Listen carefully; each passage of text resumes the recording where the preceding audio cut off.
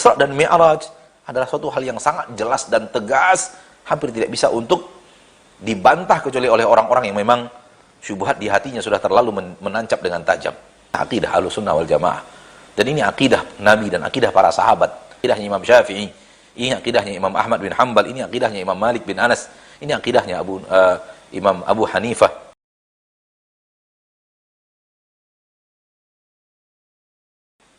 Sekarang bagaimana cara Allah di atas arsy kita tidak tahu, karena kita tidak tahu bagaimana zatnya Allah Rabbul Izzati wal Jalalah. Sehingga kaifiyat tidak diketahui oleh manusia.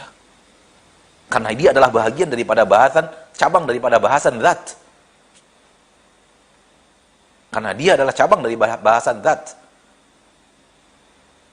Tahu bagaimana manusia duduk, tahu bagaimana kucing duduk, tahu bagaimana harimau duduk, tahu bagaimana yang lainnya duduk. Karena kita tahu zatnya. Kaki manusia, kaki udang, kaki semut, kaki kalajengking, semua kaki, namun berbeda antara satu kaki dengan kaki yang lainnya. Kenapa? Karena kita tahu zatnya.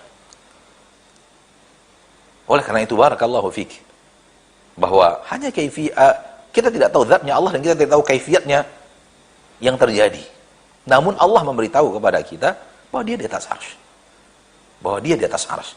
Dan Isra dan Mi'raj adalah suatu hal yang sangat jelas dan tegas, hampir tidak bisa untuk dibantah kecuali oleh orang-orang yang memang syubhat di hatinya sudah terlalu menancap dengan tajam, menancap dengan dalam. Nabi Muhammad disuruh menghadap Allah tidak ke kanan, tidak ke kiri, namun ke atas. Dan fitrah manusia semuanya mengatakan Allah di atas.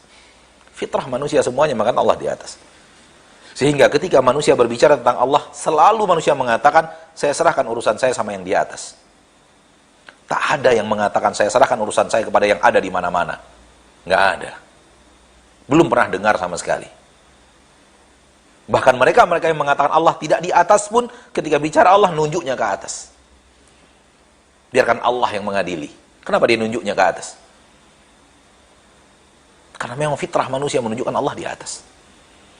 Ada seorang yang pernah menghiasi dunia ilmiah, namun dia memiliki keyakinan Allah di mana-mana, bukan di atas arsy. Kemudian ketika berbicara di majelis tentang Allah, dia mengatakan bahwa tidak benar Allah di atas arsy, Allah di atas dan semacamnya. Dan dia mulai mendatangkan argumentasi-argumentasi, akal-akal dan logika-logika. Kemudian datang seorang yang berkata kepadanya, wahai tuan guru, wahai tuan syekh, tolong beritahu kepada saya sesuatu yang ada di hati saya sekarang ini.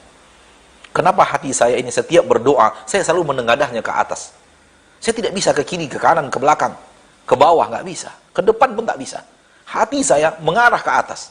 Dan saya menengadahkan tangan saya ke atas, mata saya pun ke atas. Ada apa ini di hati saya ini? Tolong jawab. Sambil memegang kepalanya dia mengatakan, Hayranil Hamadani. Hayranil Hamadani. Si Hamadani ini telah membuat saya pusing. Nggak bisa jawab. Karena fitrah manusia selalu ke atas.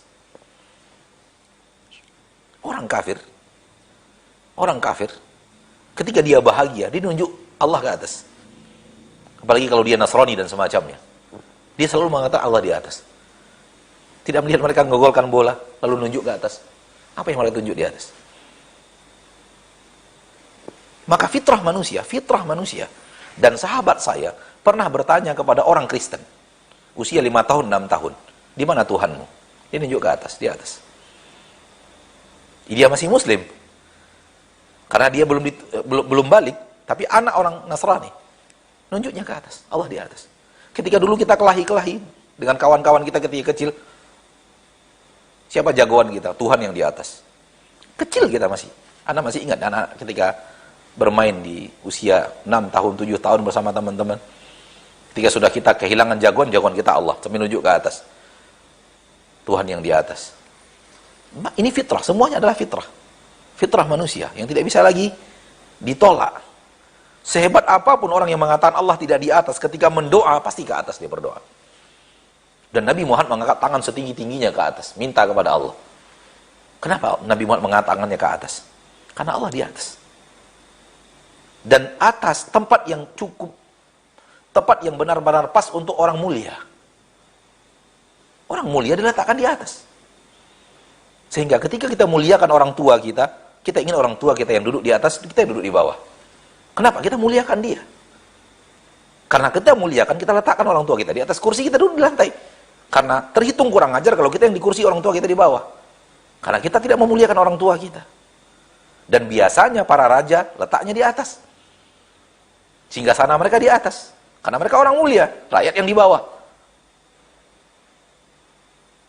Sehingga tempat yang cocok untuk seseorang yang mulia di atas.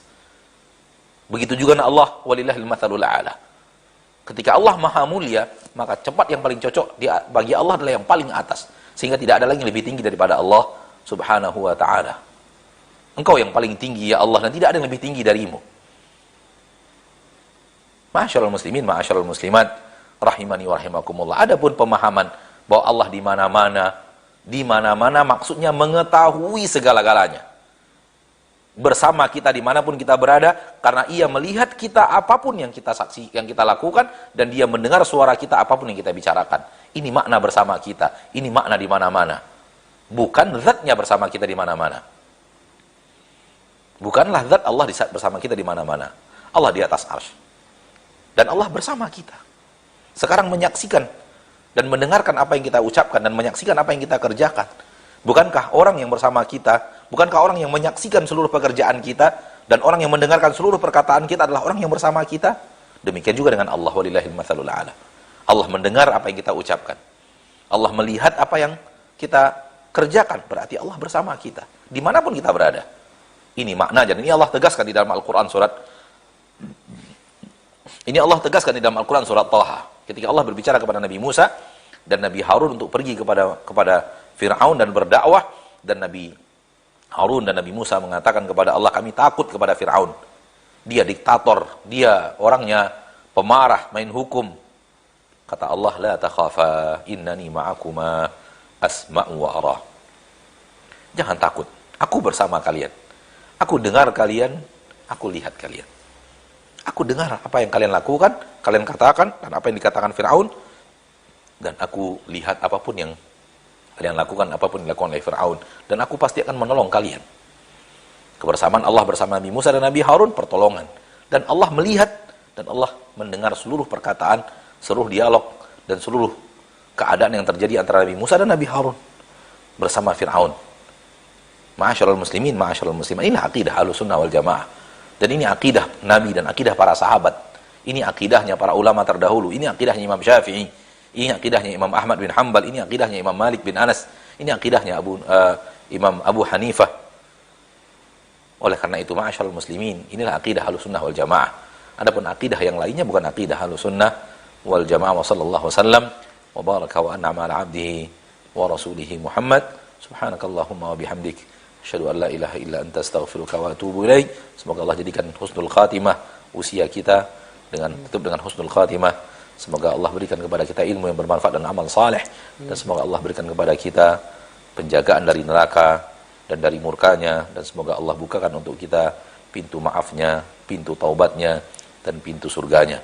Subhanakallahumma wa bihamdika, asyhadu an la ilaha illa anta, astaghfiruka wa atubu ilaik. Walhamdulillahirabbil alamin. Assalamualaikum warahmatullahi wabarakatuh.